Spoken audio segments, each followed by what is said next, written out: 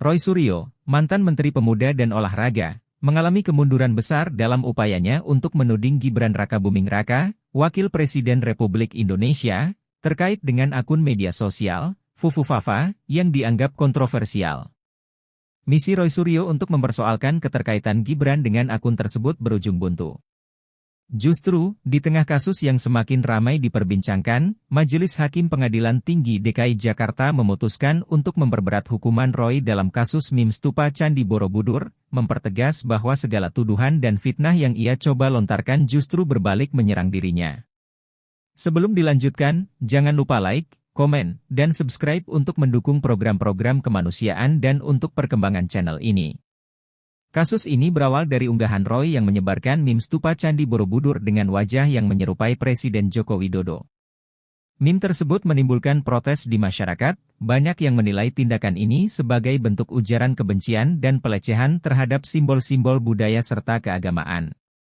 Selain itu, unggahan ini memicu spekulasi dan tuduhan bahwa akun Fufufafa, yang dilabeli kontroversial, adalah milik Gibran. Tuduhan ini dibantah keras oleh pihak Gibran yang menegaskan bahwa klaim tersebut adalah fitnah yang tidak berdasar dan upaya untuk mencemarkan nama baiknya. Dalam proses hukum, Majelis Hakim Pengadilan Negeri Jakarta Barat awalnya memvonis Roy Suryo dengan hukuman 9 bulan penjara dan denda sebesar Rp150 juta atas penyebaran meme stupa yang dianggap meresahkan dan mengandung unsur kebencian. Namun, setelah melalui serangkaian banding, Pengadilan Tinggi DKI Jakarta memperberat hukuman tersebut, semakin menegaskan bahwa tindakan yang diambil oleh Roy tidak hanya melanggar etika, tetapi juga hukum. Sementara Roy menghadapi konsekuensi hukum atas tindakannya, Gibran, yang saat ini menjabat sebagai wakil presiden, tetap fokus menjalankan tugas kenegaraannya. Posisi Gibran sebagai wakil presiden tidak tergoyahkan, dan ia semakin tegas dalam menunjukkan komitmennya terhadap pembangunan bangsa. Dalam menghadapi fitnah dan spekulasi yang merugikan dirinya, Gibran memilih sikap tenang dan tidak terpengaruh oleh tuduhan tersebut. Hal ini justru semakin memperlihatkan kedewasaan dan integritasnya dalam memikul tanggung jawab besar sebagai salah satu pemimpin Indonesia.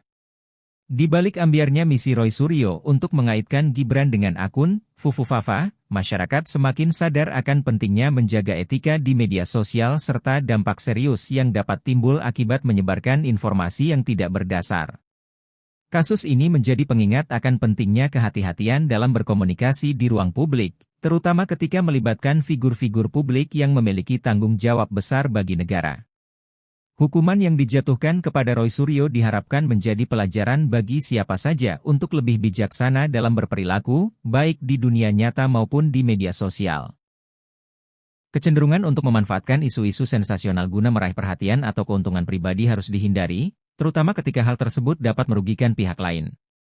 Sementara itu, Gibran tetap melanjutkan tugas kenegaraannya dengan fokus dan semangat, menunjukkan bahwa fitnah dan tuduhan yang tidak berdasar tidak akan mengalihkan perhatiannya dari tanggung jawabnya sebagai wakil presiden.